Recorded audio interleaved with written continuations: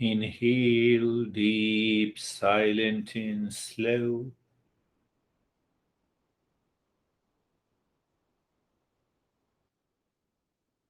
Retain the breath, Shantoham.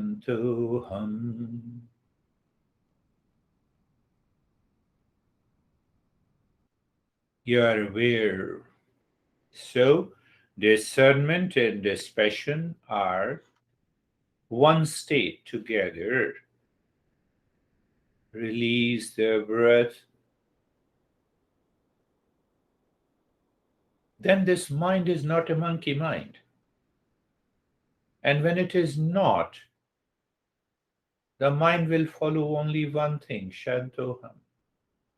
Continue. Without the breath, the mind continues to move inside the heart. You are aware in the space. Shantoham. Become aware of the infinite space. Again, find another point. Continue.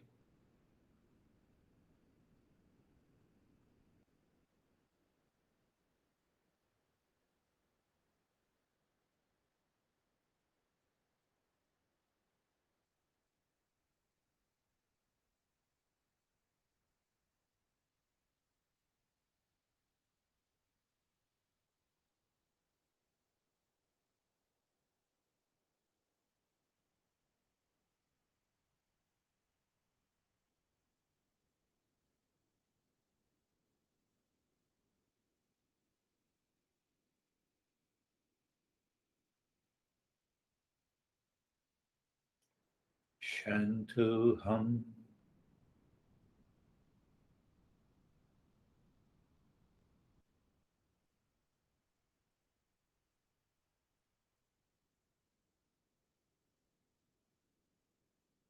There are many other aspects. When we say objectless state of the mind, question is, who knows this? We are evolving.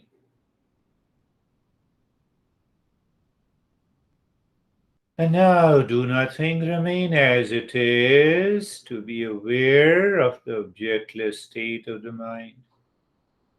I know the statement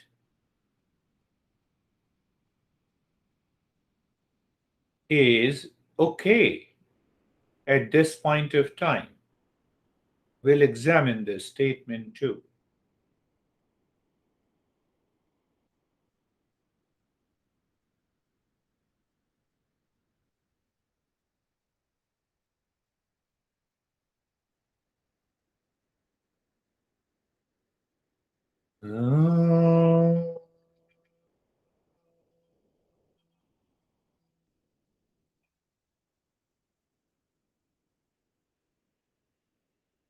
Shanti, Shanti, Shanti.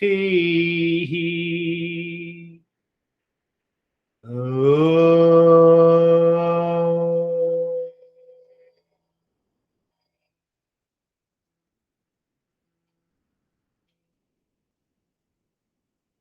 Shanti, Shanti, Shanti. Om.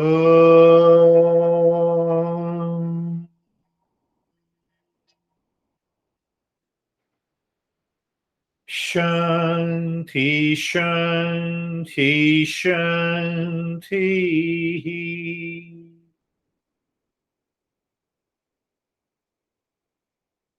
Become aware. Does the mind wants to rush outside or it wants to stay?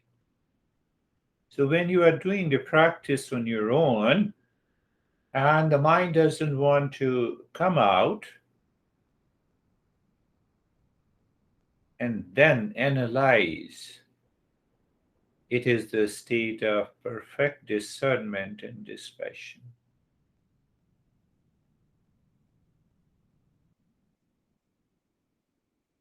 Bring the mind on the right hand, mind on the left hand. Lift your both the palms, place it on your eyes. Open the eyes inside, know your experiences within, and bring the hands down. How are you, Randy? Um, that the ending there was really cool, but I did have some trouble with the breathing, unusually so. I did struggle a little bit with the deep, short breath and even holding my breath. I don't know what's going on with me today, maybe some allergies or whatever, but I was trying to just stay dispassionate about it, just try to keep Good. breathing. Very good. Beautiful. Terry, you didn't move. How are you? I can see. I was looking at Terry, he was not moving at all. I was halfway between the space and my body distracting me and pulling me back. So I just Okay. I was just sort of floating up between the two and Yeah, going one floating way and then the other way. is a good experience. Definitely. You know, when we are 100% in dispassion with the body, you are already there. At that moment, even if you have challenges with the body, what the medical science says, you cannot have any movement in the body. Hmm. So, how are you, Lara? I am good. It was really quiet when I got in. I did have a moment that I got pulled out for a second. I got like an itch that I could not get away from. I kept trying to breathe it away and it wasn't going away. And so I moved and then I came back and yeah, Good, here. good, beautiful, beautiful. Yeah, I'll talk about that breathing aspect which Brandy referred. How are you, David and Jerry? Very, very good. It was very dispa- dis, dispassionate. I guess is the best word I can come up with. It was interesting though because the beginning of the fast breathing, I was kind of like driving it, like I've got to make sure I do it right. Then all of a sudden, I just lost awareness, and I came back, and I was observing myself breathing really well Beautiful. towards the latter part. But it was yeah, it was very, very good. Hardly any monkey brain. Yeah, you see that David has already answered, Brandy, your challenges.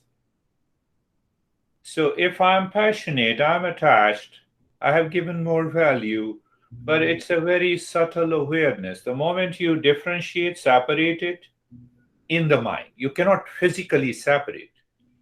If you physically separate, then we are gone. How are you, Jerry? So it was interesting.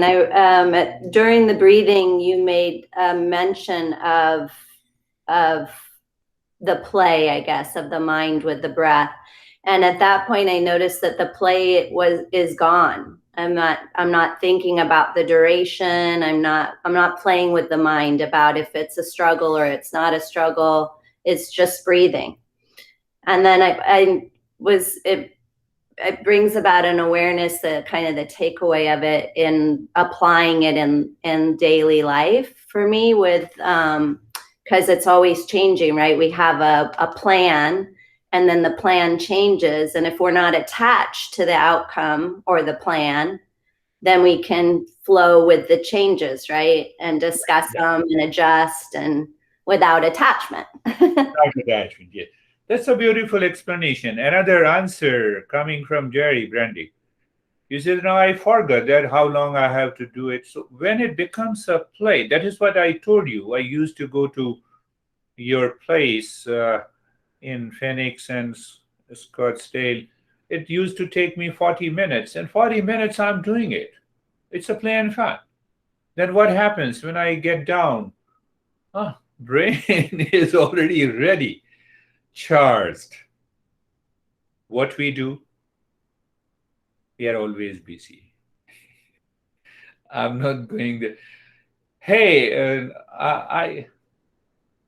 I was seeing Naked and Afraid. Discovery. How are you, Sam? No, you are not, I know.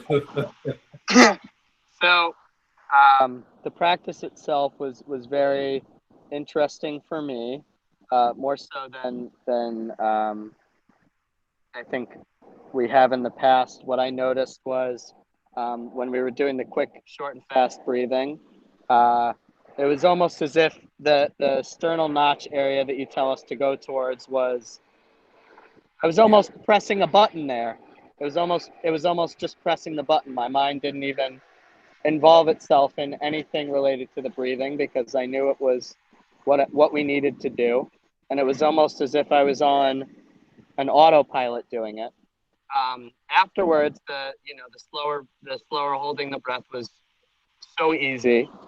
And then something happened which was really interesting. I guess I must have subconsciously started to maybe open my eyes a little bit, but I started seeing a beautiful blueness in the sky. And when I opened my eyes, it was super cloudy. So that's all the way that you're looking at it, right? Because it was like, oh, maybe the sun came out, but there's storm clouds here. So when my eyes were halfway open, it looked like it was this really super sunny, beautiful day with a blue sky. And now the sky is gray, so it's all the same. Beautiful, beautiful. That's what I've got. One point that I want to mention here, that is why I don't talk about the variety of experiences we undergo in this journey, that he started feeling some sensation as if it's a physical touching of the sternal notch by the thumb. And it happens. It happens. Now I explain this to Terry with reference to this feeling, because mind has already created such a strong impression of ignorance that I am the body. So that mind does not allow you to keep the body still. I'm not going into other medical conditions. We are learning Eastern wisdom. So can I stay with that understanding and do the practice? The time will come, it will happen. How are you, Vaibhav? Sir, I'm very relaxed, very calm, just going with the practice. A little difficulty while doing the last breathing step, while holding it, but otherwise it was very fine. It was good. Your past problems are gone? It comes sometimes, but it has minimized. Yes. No, I'm not talking about that in a group session. Yeah. I'm just pointing. So good. It will go away. How are you, Kate? I miss you. I find you. I miss you, and I find you. I'm here. Yeah, you're here. Yeah. I didn't go anywhere. I'm well. Girish, it was a beautiful practice. Thank you. Thank you. How are you, Christina? Then we'll go to Antoinette and Ashok. Yeah. Thank you for that practice. That was wonderful. It made me laugh in the middle of it. I heard you explain your discernment and dispassion is DD or D squared. And that's something that made me chuckle. I don't know if I smiled or I laughed externally, but that made me chuckle inside. And then throughout the rest of the practice, I let go of anything that I was not having fun with it. I was definitely being a little hard on myself, I think. So thank you for that. And I'll remember that. Good. D squared. D squared. Anytime inside you come DD. Where is DD? Huh? Remember that. Anytime you have a stress, oh, where is DD? So the more you remember, that very remembering will help you raise your awareness. Terry, you're not smiling today. So how are you, Ashok? Yeah, that is good. Yeah.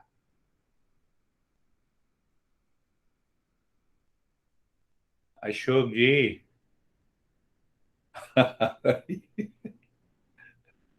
Hi, sir. I'm good. And that is the good formula for remembering D square. Oh, that's good. Yeah. With your honey also. I know both of you.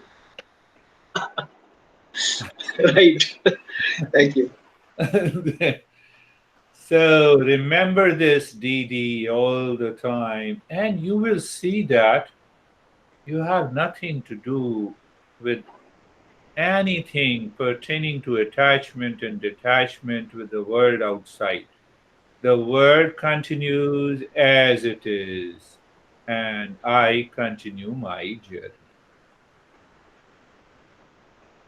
And that will keep your mind always empty. So, that empty mind, whatever it does, it has to do with the focus. So, natural focus is there. Natural focus is there because mind is not a monkey mind now. That is all. Any question? Thank you. Girish, I have a question Okay. or What a is that? comment. So I think another relatable word that I think we would all be familiar with that might help people describe this passion is adaptability. Because, you know, when you're talking about the agenda and things like that, I think that we all have agendas, and it's good to have that, right? Objectively speaking, it's better to spend your day instead of eating candy all day, going out and going for a run or eating healthy foods. That's right. Objectively, one is more beneficial to your health than the other. You know, what we are saying, what our masters are saying, that I should have everything in my life. I have repeated a number of times that we need not to change anything outside. Right. So I should have an agenda. I yeah. have an agenda. I have today 4 sessions. So I keep the agenda, but with dispassion, with discernment. Yeah. So Because it what? may not work out, right? Because sometimes if you have to go to the doctor and you weren't feeling good, you may have to cancel a session. I know you said you never miss, but what if that happened, or what if you were planning on going for a run today but you don't feel good? That's the dispassion, right? That you don't have to. I did not Sometimes miss. things change. I was there for a 6 a.m. session today, and the woman is in Switzerland. So maybe she could not connect herself. So I waited for 10 minutes and then I dropped it. So what happened in this passion? Because passion is not there, attachment is not there. Huh? Attachment is not there, clinging is not there. So anxiety is not there, reaction is not there. That happens with everyone. But it is my responsibility what I'm doing not to miss any session. But even if I miss, it is in the state of dispassion. But if I have an intention with the passion, then what will happen? Think of it. Example, Lara didn't join this session. Why she didn't join this session? Now you see the passion. Sam didn't join, So we continue to live with the fear, insecurities, anxiety, reaction over busyness when we have a passion with all the agenda intact. Minus passion, do everything. Everything becomes a play and a fun in your life. You're always in that state. Monkey mind is not there. Huh? Otherwise, what happens? Your eyes are closed, the passion comes, monkey mind comes. Oh, I have to do a lot of things. The last point is also very important. What you have achieved being so busy,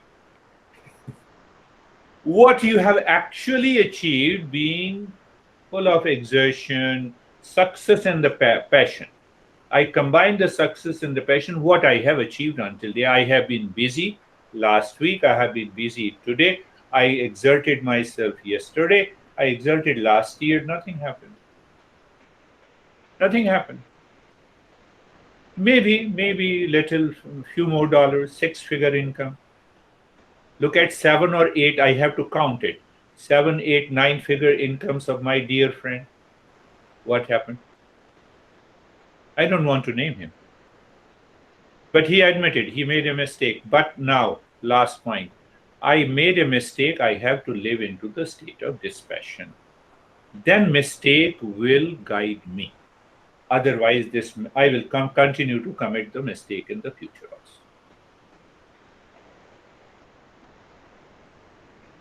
Girish, can I share something that I picked up finally with the...